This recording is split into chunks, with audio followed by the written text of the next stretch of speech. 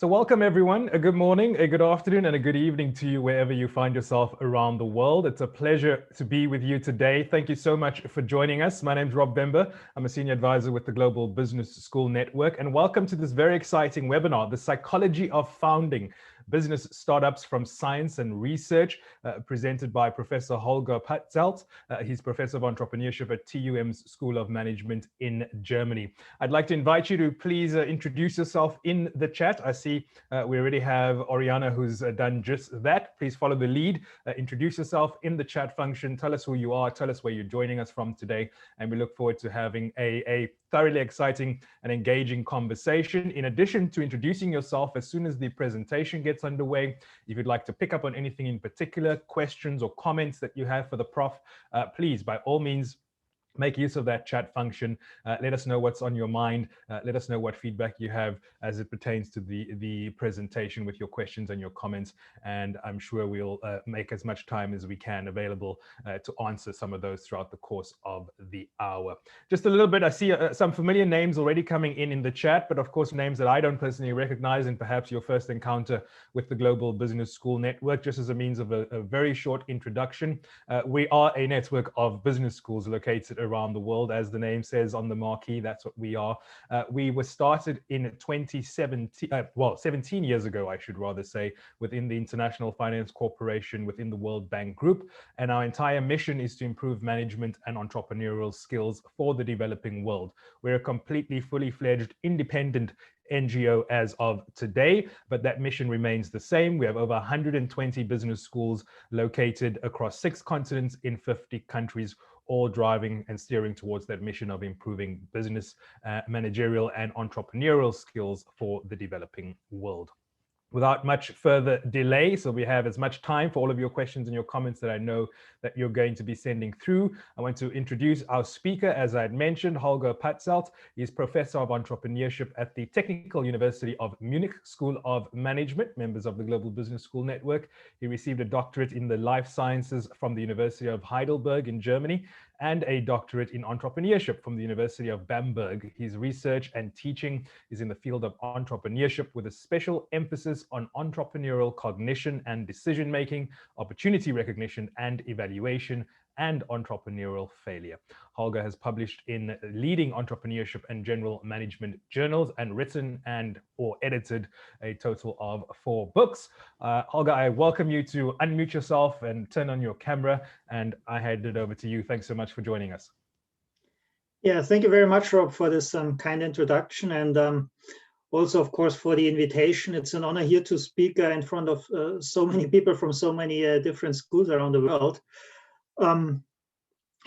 I'm particularly grateful, first of all, for a number of colleagues who joined me in this project, and of the Joachim Herz Foundation, who allowed us to acquire all those colleagues and research how we can potentially enhance the entrepreneurial activities that we see in particular in countries like Germany, or also Sweden and others around the world, being too low in a university context.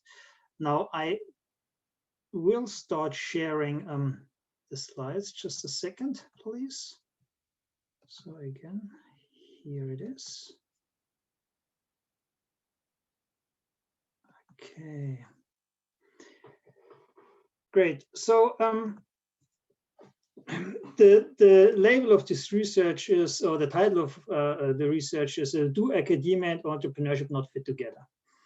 And to be honest, from the start, I must, of course, emphasize that we have a specific lens on academia and entrepreneurship, namely that of many European countries. Not necessarily the findings that I will present today are applicable to, for example, the United States, where we know that entrepreneurship has been always around at academia, and that institutions like the MIT have had successful startups for the last 50, 60, 70 years.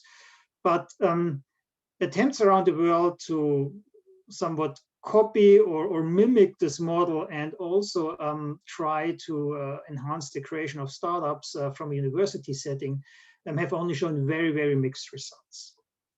So that was the intention of our research, to better understand why this is the case and why in our contexts so few people in academia, and by that I mean in particular researchers, PhD students, postdocs, professors, but also to some extent advanced students, decide on starting their own venture based on the research that they conduct in the academic environment. Professor, remember to change your view, your presentation view, with the single button at the top that we just did before we broadcasted. Sorry, it does not, because on my screen it shows exactly as it should. Okay. Never mind. Sorry. Does it not show as it should? It shows a speaker view. So if you remember the button that we changed at the top. Yeah. Okay. Sorry. No worries. Go ahead. Sorry, I don't mean to interrupt. Okay, let me see. I'll try again. Okay. While you're busy, I'll just remind everyone, as I did forget as well, that the session is being recorded. So just so that you are all aware, and a recording will be made available following the conclusion of the session. Within 24 hours, you should be receiving both a recording of the session as well as the slides will be made available to you as well. We'll also make sure that we share Holger's contact details as far as LinkedIn is concerned, should you wish to reach out.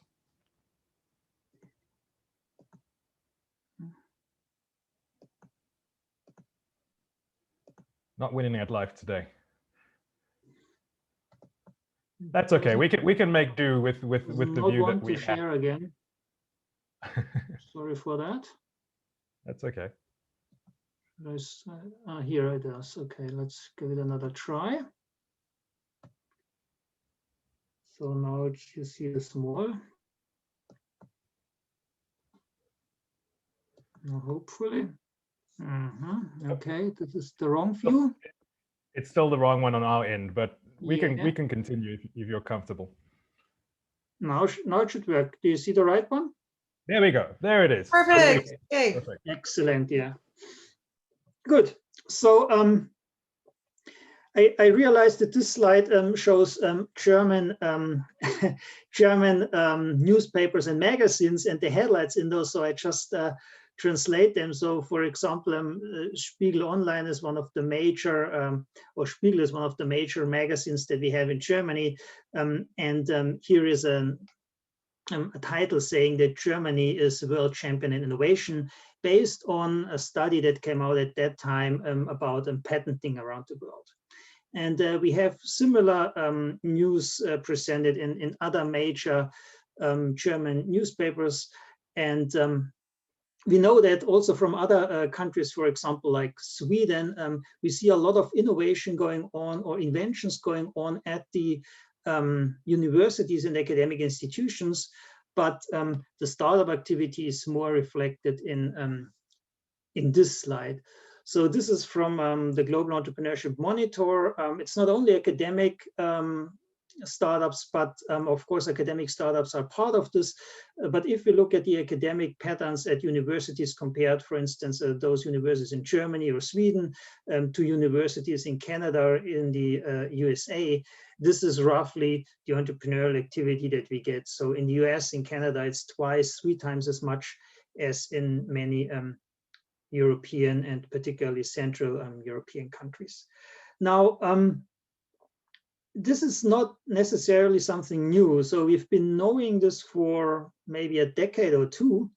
But what is really surprising is that over the last decade in those countries, and I can say this for sure for Germany, governments have made quite a number of regulatory changes that were supposed to be effective in making academia more entrepreneurial. For instance, we have a very extensive scholarship and support program for academic entrepreneurs. So, for example, there is this Exist program that basically finances a young startup before it goes into operations for about 12 months. so that the founders can live off something and at the same time have money for coaching, buying equipment, and so on. That's pretty generous, and many startups that we see in our university make use of this program. So we have also seen legal changes. We have seen, for example, better access to venture capital and equity investments for ventures. And despite all these improvements, the entrepreneurial activity at the universities and academic research institutions is still, as shown in this picture, it is still relatively low. So the numbers go up, but they go up very slowly.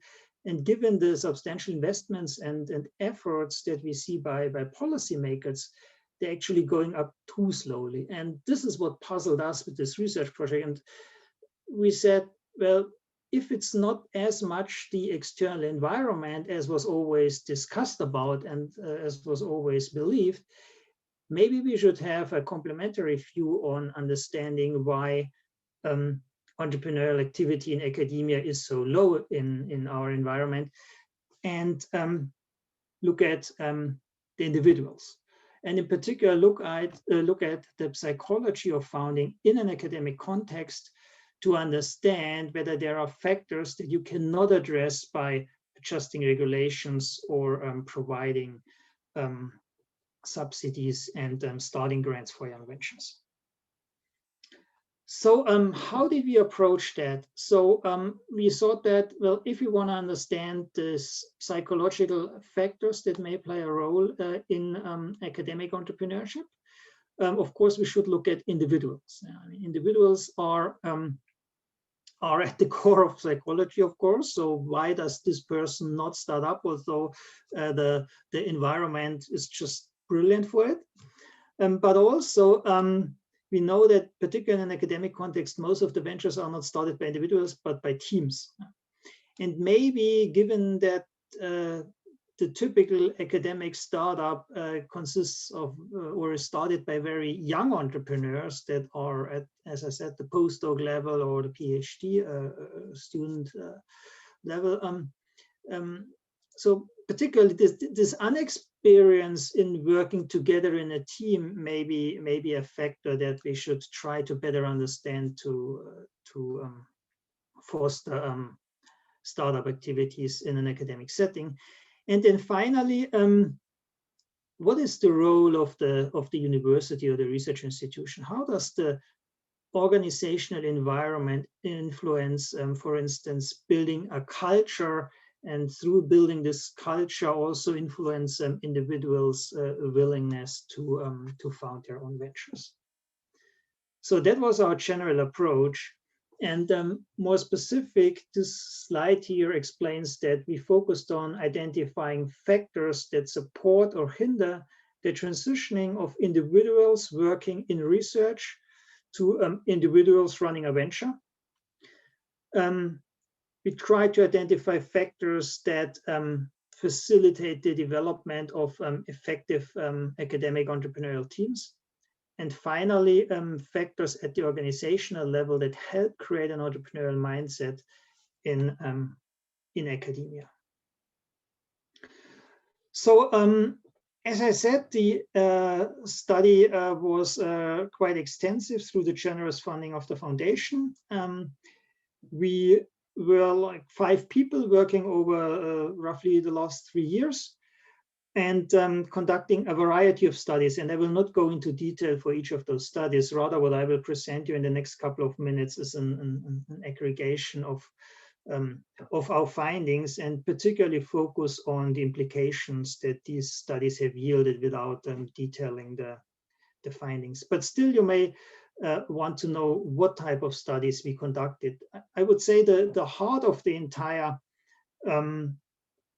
project was a longitudinal study where we followed more than 280 founders from different cities, different large cities around Germany that are supposed to be entrepreneurial hubs. And we followed those founders over several months, and we had them complete long and short questionnaires, long ones at the beginning and at the end, and short questionnaires in between every second week. So we have lots of data, more than 2,700 questionnaires that we can evaluate. In all those questionnaires, of course, we captured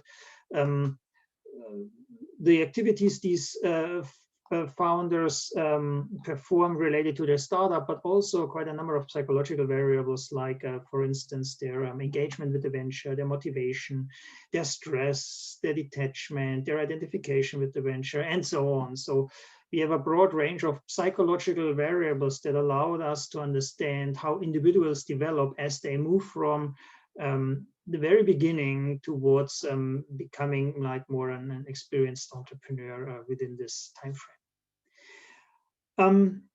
In a second study, we made use of our unique entrepreneurship environment at our university, which I will show you on the very last slide. Namely, we have a large entrepreneurship center where on the one hand, our research institutes, but also on the other hand, directly one floor below us, we run an incubator with about 24 entrepreneurial teams coming out of academia. And of those entrepreneurial teams, over almost a year, we followed 12. And we repeatedly interviewed them. We interviewed their entrepreneurship consultants. We also interviewed potential customers, which the teams approached, to understand how these entrepreneurial teams make decisions related to developing their product and their entrepreneurial project more generally.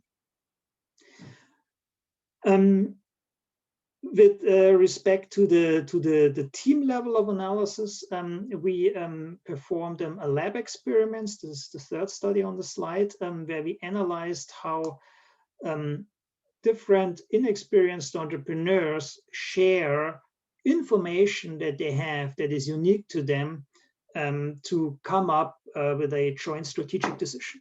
Because this typical setting that is in companies almost there on a daily basis, and that experienced managers would typically cope with very well, is potentially difficult, and that's also what we observed. It is indeed difficult for young and inexperienced entrepreneurial teams to get along with.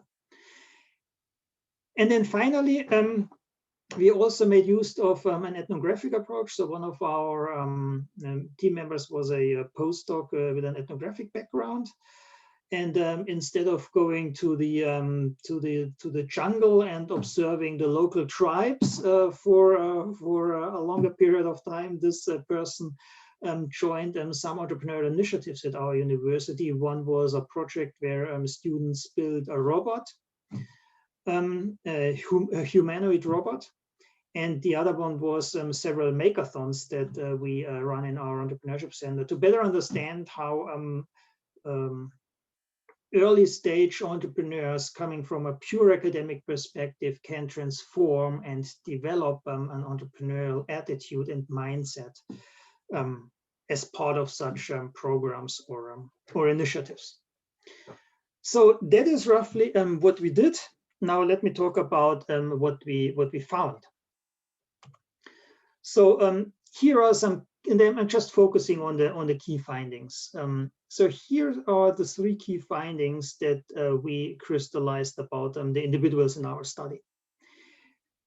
The first one is that we realized that academics, engineers, scientists working in engineering schools and departments of chemistry, physics, and seem to have a fundamental problem with developing an entrepreneurial mindset in a way that these people are usually driven by accuracy and by working on projects until they have a perfect finding and the final proof for the hypothesis. Whereas entrepreneurs, we know, are usually driven by deadlines and also need to be satisfied with a 80 or maybe 70 or even 60% solution at some points in time. And this is a conflict that we realized for many people. So there were a few who really had, over the course that we observed them, changed from being a perfectionist towards being a pragmatist or an entrepreneurial pragmatist. And so what can we do about this? So when we looked at those who successfully did transform, or at least did allow for this entrepreneurial mindset to emerge without necessarily sacrificing their scientific mindset. So we found that those individuals were usually people who had contact with industry and non-basic research or more applied research projects before, either in their studies or maybe in their PhD thesis or maybe during their postdoc time. So this pragmatist mindset, we believe, based on our findings, can be developed at business schools and universities more generally, particularly with universities with science schools or engineering schools, by fostering those linkages between industry or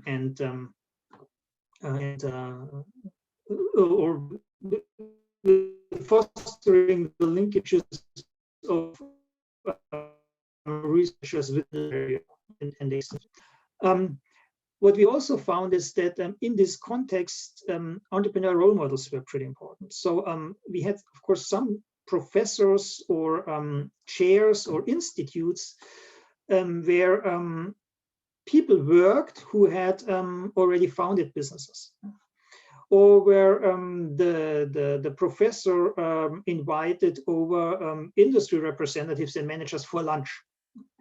So where simply people with this entrepreneurial mindset were presented to the academics were allowed into a conversation so that they were able to understand this different mindset. And then, of course, not all would say, well, this is something for me, and I'm now just let all my perfectionism go. But at least they got an understanding, and they got also a realistic expectation what it means then to work in a venture. So those were usually the people who were better prepared for starting up than the others who were purely in their basic research academic mindset. The second finding that I want to highlight is that we of course know that entrepreneurship has many ups and downs, and we also know that research has many ups and downs. But the ups and downs of research are different from the ups and downs of entrepreneurship. So if I'm in a lab and I do an experiment and the experiment doesn't work, I try it differently, but usually it's all under my control. The scientists seem to have a problem when they start thinking about entrepreneurship, that they have to take in so much external feedback, and that this external feedback may completely destroy their current business model and their hypothesis, and that they have to adjust again. So this pivoting, this taking in feedback, changing direction completely in an unforeseen manner is something that upset the people in our sample. So what universities could do, and what as a result of this we already try to establish in our place in a larger extent than before, is that we offer the potential entrepreneurs, the scientists, more mentoring and also more opportunities for coaching that helps them to get along with those ups and downs in a more effective way. And then finally, we also found that over the time frame we observed the individuals, their beliefs in the successful future of their venture was highly volatile. And it was a lot more volatile than by people coming from a business background, because those seem to have more realistic expectations. And they were, but the scientists were, particularly because they had this different career before, inherently more skeptical about what they are doing in the venture. Yeah. So we also found, however, that the team played a fundamental role in mitigating these concerns. So the entrepreneurs who had a good relationship within the team, who had personal relationships with teammates, who became friends with teammates, or even were friends when they started the venture, they were usually the ones who were better able to keep up the motivation effort for developing the venture than the entrepreneurs that founded their teams mainly based on selecting members with complementary competencies, and not so much focusing on establishing close personal relationships. So those were the findings at the individual level that that we found were key. And I'm just asking Rob, is there anything in the chat related to these findings specifically? Because then I could answer the question straight away before we move to the team level.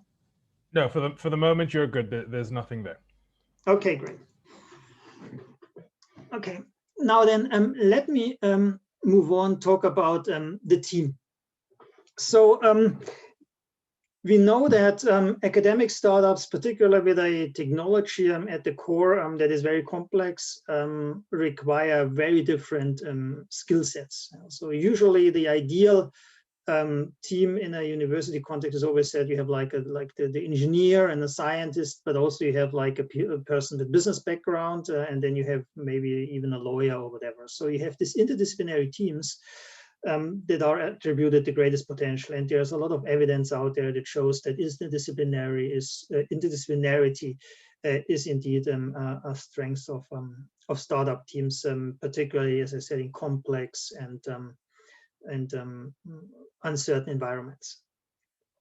Now, that also comes with a cost, and we found that these costs are really high in the university setting because the team members are usually so unexperienced.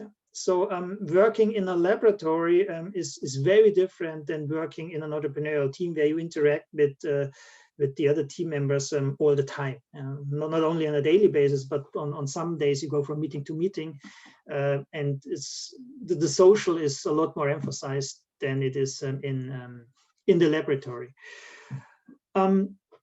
And if you're not used to working with others, particularly with others with such different backgrounds and such different views on the world, then there's a high potential for conflict. So in the coaching, we believe these team issues should get more weight. So the typical entrepreneurship coaching or entrepreneurship support setting in a German environment, at least, is that you have people who help the scientists and the students develop product market fit, which is important, obviously. Yeah. So you coach them through the process of getting feedback from potential customers to adjust the product and so on. But usually very little attention, at least in the environments we studied, is given to the personal side or the team side of the startup process. And at the same time, in the incubator, just one floor below us, we can observe that so many promising projects that win prizes in the early stage and all this, so really promising startup projects fail because of the team. So our strong recommendation is that academic institutions should establish a entrepreneurship coaching or consulting or support unit that goes beyond this teaching or supporting entrepreneurs how to achieve or develop a product that fits the market, but really include formats that allow the interdisciplinary team to develop as a team. And this can be early on, this can be at the beginning of the startup project, it can even be in teaching formats, where you have interdisciplinary teaching formats and students experience this, or PhD students experience this interdisciplinarity. But it can also be later that coaches are very sensible about potential issues arising from the interdisciplinarity and then intervene in a way that the teams get along well with each other.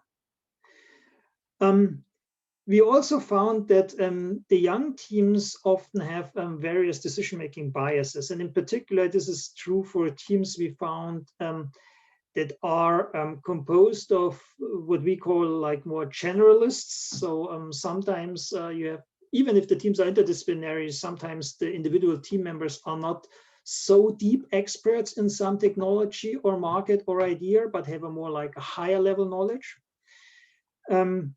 Whereas other teams are really people who are pretty specialized in their field. And those are usually the ones we found who are more attentive to the holes they have in their knowledge, and therefore more willing to take up external feedback to move their project forward.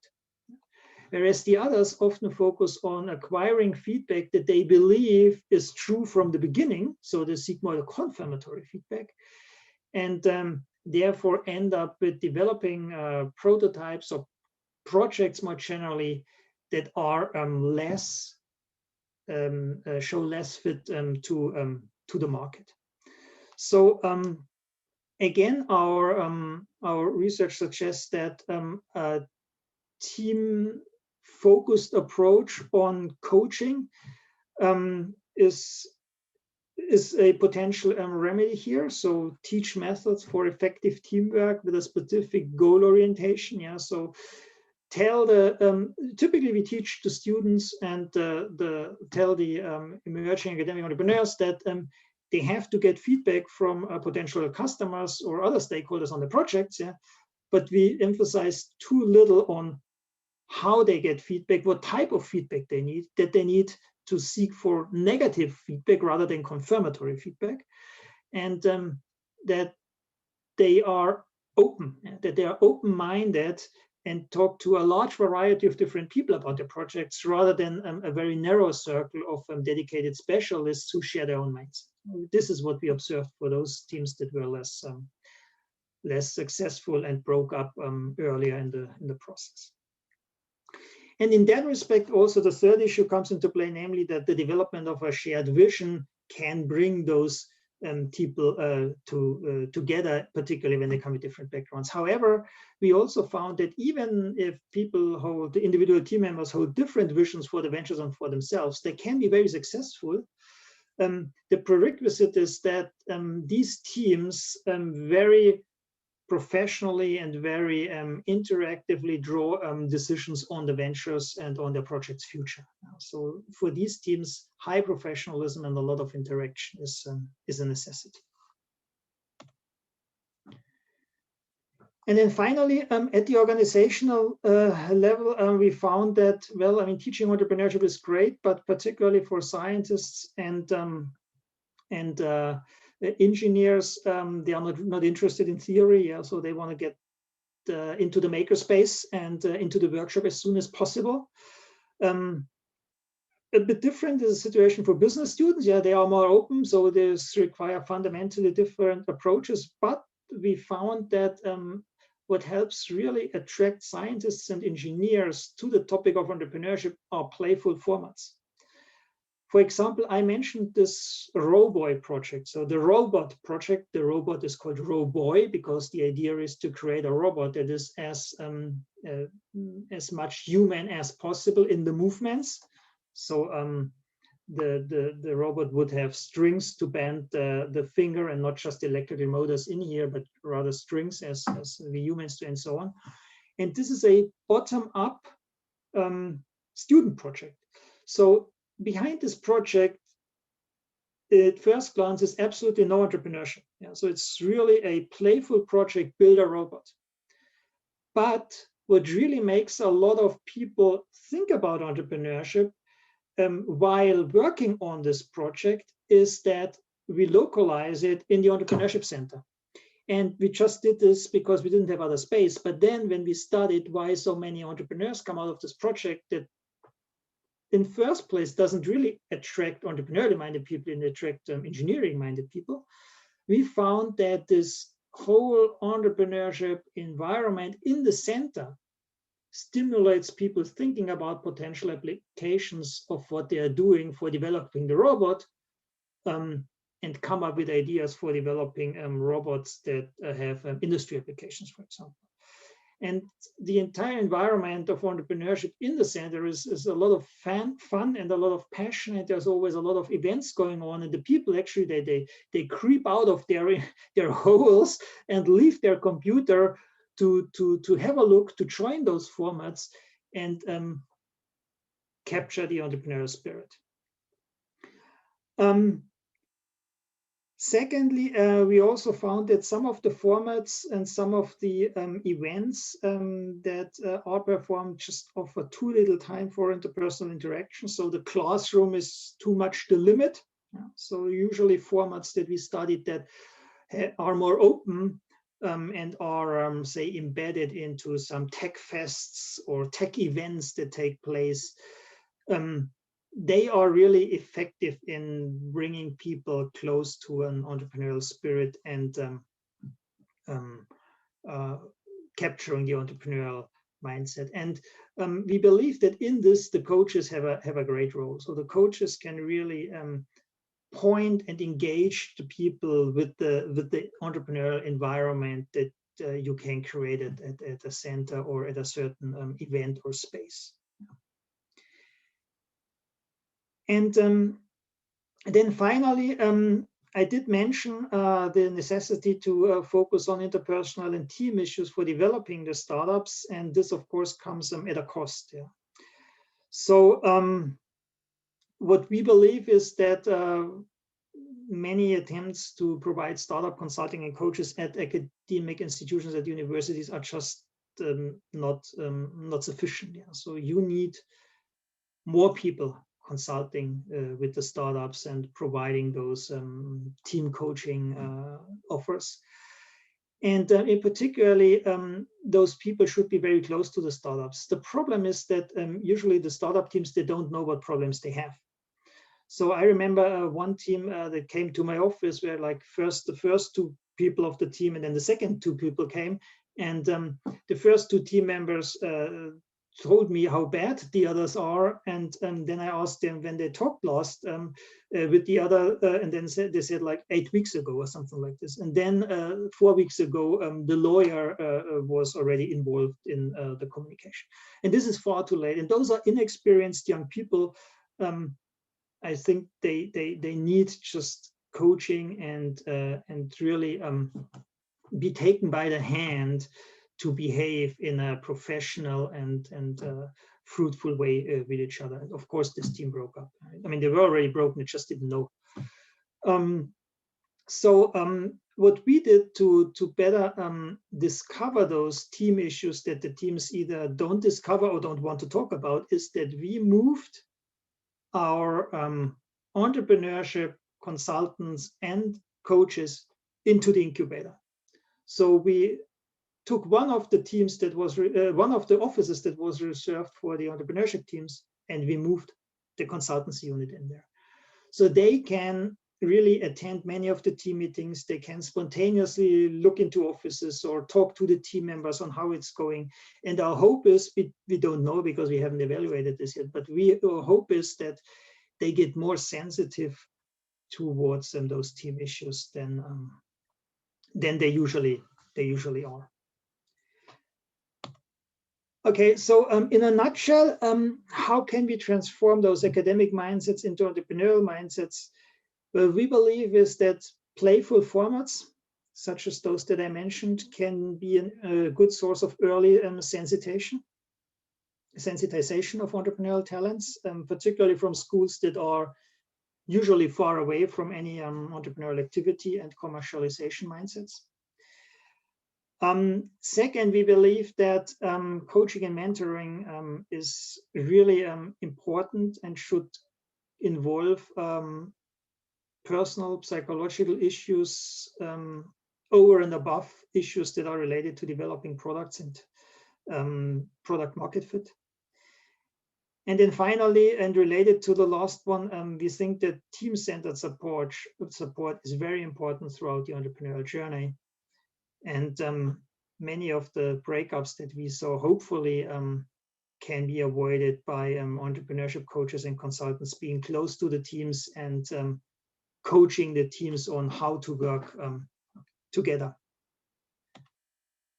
So let me close with the final picture. This is our startup center. So you see in the second floor here, this corner on the left, this is this is the institute. My office is on the second floor, and one floor below, where some of the windows are closed. This is the incubator. So that was an ideal setting for at least some parts of our study. And we hope that by initiating or installing those measures that I just introduced, we can further develop our entrepreneurial activities at TUM, but also we hope that you and others find those insights useful and get some inspiration on how to improve the entrepreneurship support in your own institutions. Thank you very much. Great. Thank you so much, Holger. We've got a number of questions that have come through, so I'll try and run through as many of them as I can. The first one was related to the individual level from Beirut, and I hope I'm pronouncing your name correctly. Is there any correlation with age and gender at the individual level? So we were relatively homogeneous with respect to age. So we studied young entrepreneurs. 90% were probably between 25 and 30. So I can't really say that it's age. What we did have, however, is we did have a couple of people in the sample who already had started another venture before, and those were usually the ones that were less. So they had more realistic expectations on the one hand, what it means to found a venture, and also they had more experience in teamwork and in this pragmatic approach that you need as an entrepreneur. We had no systematic differences with gender, but then again, this is a technological university environment, so in most of the studies we had like 15, max 20% females only. And then a question from Ruth, I guess, just in terms of the composition. Were you studying teams that had already existed, or were they placed into teams? No, so both actually. So with the experimental setting, they were placed into teams, but all the other teams were real life projects, teams that were working on a real project, and some of them had already formally established a firm, others were in the process of doing so, yeah, but all were working towards getting funding, or so it was not like coursework, it was real entrepreneurial projects outside of coursework.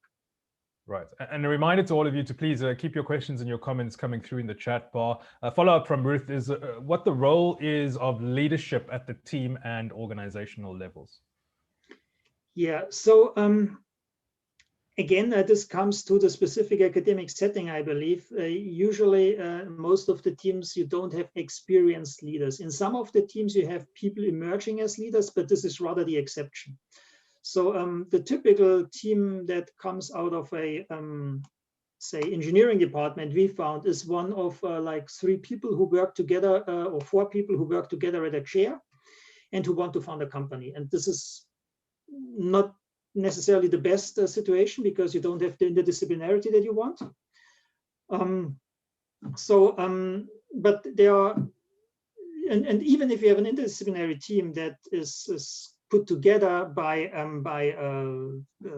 say the coaches, or is helped find each other by entrepreneurship coaches or on events, what these unexperienced teams usually do is that they say, well, we are 3 people and everyone should get 1/3 of the company, stuff like this, you know. So they have at the beginning very little appreciation what it means to be a leader.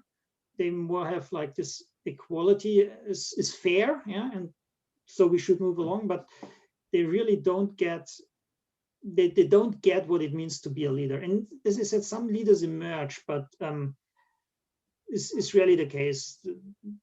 I think this would need a lot of coaching in the beginning to develop these roles within the team.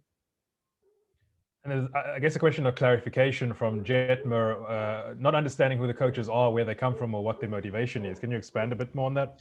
Okay, yeah, okay.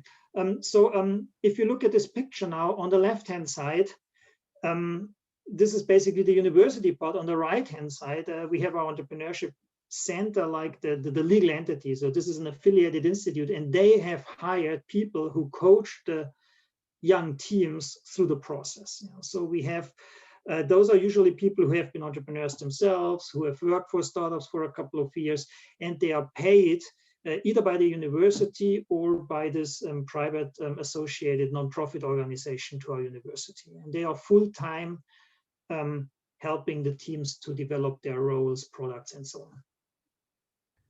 Adarsh Kalia wants to know if there's a perfect balance to a team composition or a well-balanced team for risk mitigation, given the risks that arise from the team member diversity and heterogeneity. It's hard to say what a perfect balance is. I mean, then those teams are only like 3 or 4 people. So it really depends on the personalities and the knowledge of the people. So what we have established as a policy, just because we had too many bad experiences with like teams coming from one discipline, we said that every team that wants to move in the incubator where they get free office space has to have at least one person with a management background. So usually this is a School of Management alumnus or a late stage graduate student, PhD student, whatever. Just because we found that this is the most critical skill that teams from engineering and science are missing. And this is so critical that they are usually not able to do any calculations or have any appreciation what markets, what customers are. And again, we have a few exceptions, even very successful teams, but we found that we have too many failures with people, with teams without management background co-members. What would you kind of list as your list of top reasons for failing? And I asked the question, and I'll lead you in a particular direction. We have been talking a lot and do a lot here at the Global Business School Network, talking about Africa in particular. We've had a Talent for Africa forum over the course of the last couple of weeks.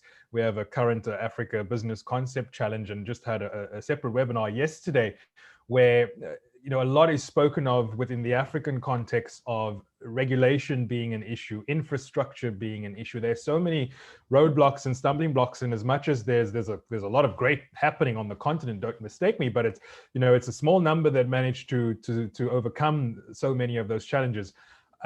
Looking at Germany or other wealthy European nations where presumably regulatory issues are not as much of an issue as it would be on the continent of Africa, where infrastructure is not necessarily that much of a burden.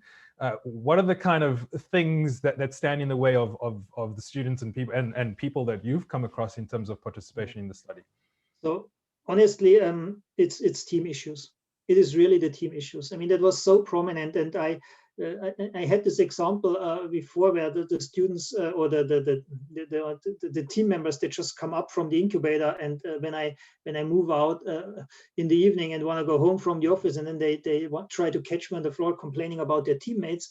And this was only one example, but this is really the major reason. I can completely understand why venture capitalists would tell you that the number one investment criterion is the team, and the second is the team, and the third is the team, because we found like the opposite. If it does not work, then it's also the team, and the team. So the good teams usually can find ways to develop their product, or even do a very hard pivot towards a different product that solves the same problem, or use the product for a very different problem. But usually it's really, particularly in an academic setting, these are so young and inexperienced people. I think they really need to learn how to work together. That's fascinating, because it surely speaks more to a cultural issue. Yeah. I mean, just sitting here on the surface level again, I will state my bias. I'm Africa, currently speaking to you from South Africa, and this notion on the continent in Africa is certainly not a monolith, but of Ubuntu, I am because you are. It's certainly not a very individualistic kind of culture where we feel like we get along because we want to get along and because we have to get along. So I think that's a fascinating point that you're saying. It's really the team dynamic, because in theory there really is not much other excuse if you think of the political and just the environmental factors that play a role. I mean, I know that Africa is completely different. A colleague of mine just came back a year ago from Uganda and studied medical startups there. And I mean, you have a complete resource-constrained environment. And I think the team issues, even if you had them, they wouldn't even surface because the other constraints are so massive. Yeah, it's just almost impossible to start a tech venture in such an environment. Yeah. But I mean, some manage somehow, but of course very slow and falling behind the European context. But in the European context, I think it's really, the team is, in our study, it was very clear. This is really probably the number one issue that we should try to address. And it's not that the people are just so unexperienced. Yeah, this is an academia, and it's the academic setting. And as a follow-up to that, there's another question from Jetmo, who says, as a personality researcher, I was wondering if there's the kind of personality that is strongly and positively associated with entrepreneurship activities. I mean, there's many statistics on what types of big 5 personality factors are associated with entrepreneurship likelihood to start up. I think the most consistent finding is that openness for experience is the number 1 of the big 5. And then there's, of course, like secondary traits that are associated with entrepreneurship, something like risk tolerance. But I think they are not like, I mean, those are the same in an academic setting as they are in a general setting. And if you look at meta-analysis that have aggregated all our studies on personality and entrepreneurship, so many of those find, as I said, openness for experience. The entrepreneurs are often more outgoing than non-entrepreneurs. But I think what we, in an academic setting, because we have teams, what we usually try to tell our students already is that it doesn't really matter much. It's good if you know where you are on those scales, but even if you are the opposite of what those meta-analysis find to be associated with entrepreneurship or even with entrepreneurial success, it's not bad, because you should then just look for teammates that compensate for what you're not having. And of course, if you're not the outgoing person and you prefer talking to your computer instead of talking to potential customers, somebody needs to do that. Yeah, so somebody needs to talk about a product to potential customers, and that person can't be introverted or shy. That person must be enjoying interactions with others. So the complementarity in the team, I think, is the real asset that you would try to find. Question from Rudolph. From your experience, what are the most important incentives or motivators and barriers for academics to start a company? Incentives. So, I mean, the incentives thing is interesting, because in my experience now over the last 10 years that I have worked with so many startups, very few would tell you that they really have financial incentives. So typically, I think it's really the belief in the product. It's the purpose behind it. It's and to be absorbed by an entrepreneurial like spirit. I think it's the fun with the project. So as I said, this robot project is one of those projects where we see a lot of activity coming out. We have a project where students build a racing car. Also from there, you get engineers who kind of at one point start thinking about, well, here's something that we developed for the student racing car that could have applications somewhere else. So it's not that you need a specific incentive. It's rather that you need to allow the people to play around and find out what they're really passionate about and interested in. And this is then what ignites the entrepreneurial spirit, because entrepreneurship, of course, is a way to move more into the direction of what you really want to do than is working for a large multinational usually. So I would say, particularly if you want to speak to people who do not necessarily have an entrepreneurial motivation already upfront. So like people study engineering because they are interested in tech problems, or they study computer science because they're interested in computers. Then it's more like give them the opportunity to play, but in an entrepreneurial environment, so that they can start slowly breathe this air in those environments. I'm just seeing one coming through from Olivia, who says, you mentioned that the USA and Canada have many startups coming out of their schools for many years, and you've outlined methods on coaching and focusing on improving teamwork amongst other facets like fun. So in the USA and Canada, do they currently implement the methods you outlined to foster teamwork, and what contributes to the success? Or is there a difference in cultural, educational focus areas there?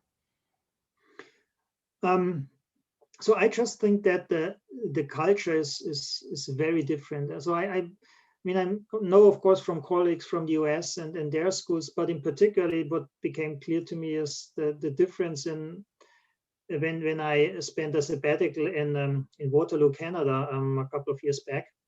So if you walk across the Wilfrid Laurier University, and this is not a tech university where with tech always you have like the seats for entrepreneurship already there, but this is more like a humanities and social sciences driven university, the Wilfrid Laurier University.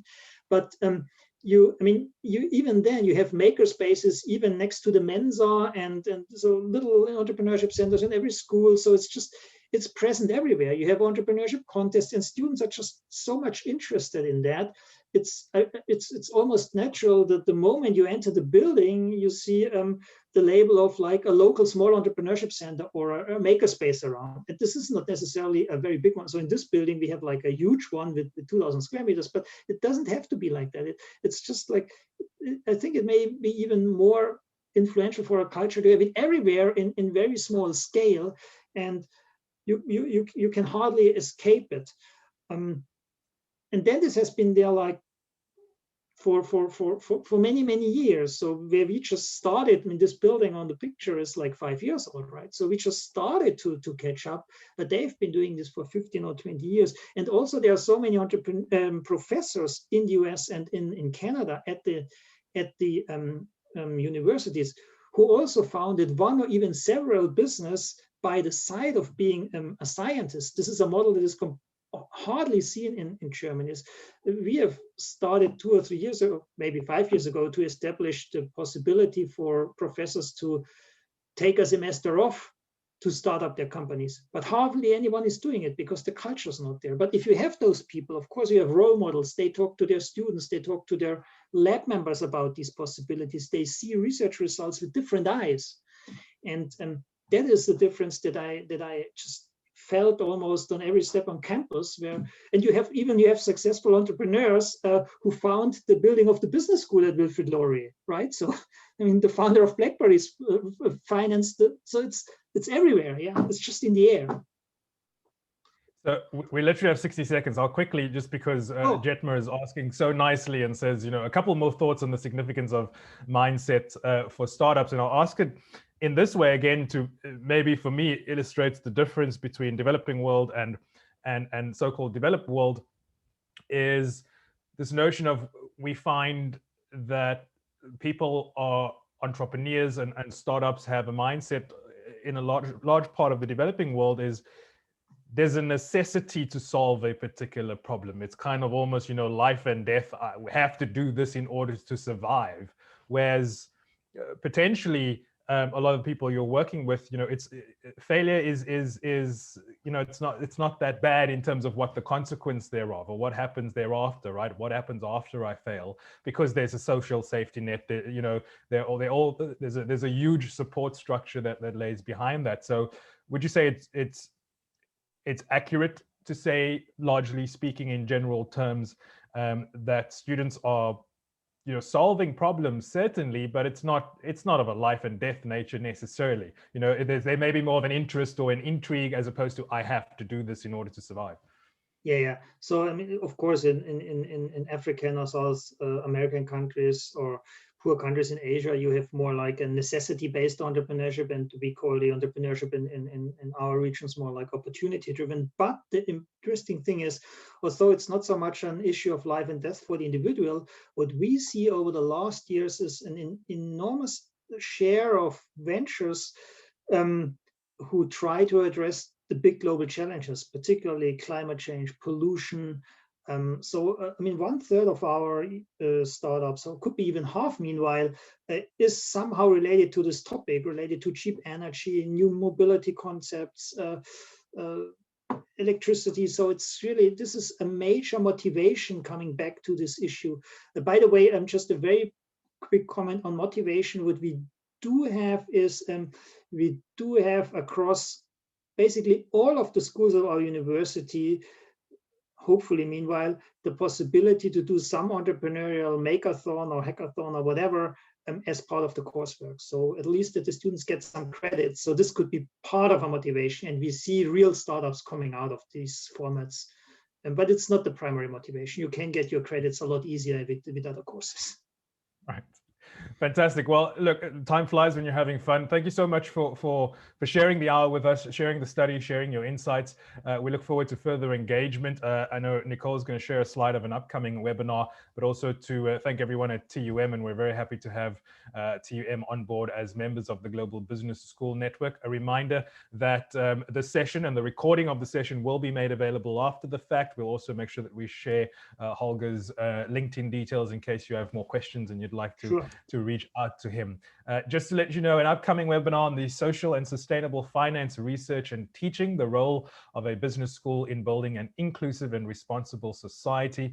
This also by GBSN members Montpellier Business School, taking place some time away, but I encourage you to go and register right now. Thursday, May 20th, various time zones up there for you to scope out. Please do register and come along for that. Holger, again, a big thank you to you and your team. We appreciate it. Yes, thank you so much. It was a pleasure. Absolutely.